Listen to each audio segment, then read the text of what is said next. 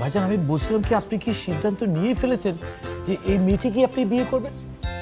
হ্যাঁ, এই মেয়েটাকে আমার খুব পছন্দ হয়েছে। তাছাড়া আমার সাথে মনে হয় ওকে খুব মানাবে। কিন্তু ভাইয়া আমি যতদূর জানি মেয়েটি বিবাহিতা, তার একটা কন্যা সন্তানও আছে। এই হ্যাঁ তুমি কি করে জানো? না না মানে বলছিলাম কি আমার এক দুঃসম্পর্কের মানে দূরের এক বন্ধুর ওয়াইফ সে। তাতে কি হয়েছে? আমি সব কিছু জেনে শুনেই মেয়েকে বিয়ে করবো।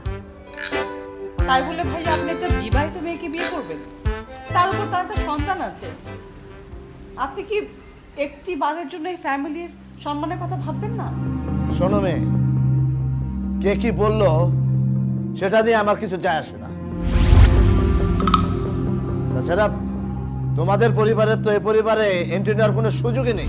না ভাইজান আপনি বারবার আমার স্ত্রী এবং তার পরিবারকে নিয়ে কটাক্ষ করে কথা বলছেন। মোটেও না, যা সত্য আমি তাই বলছি। তুমি কি এক রাজ পরিবারে বিয়ে করেছো যে ওই পরিবার নিয়ে আমি কথা বলতে পারবো না?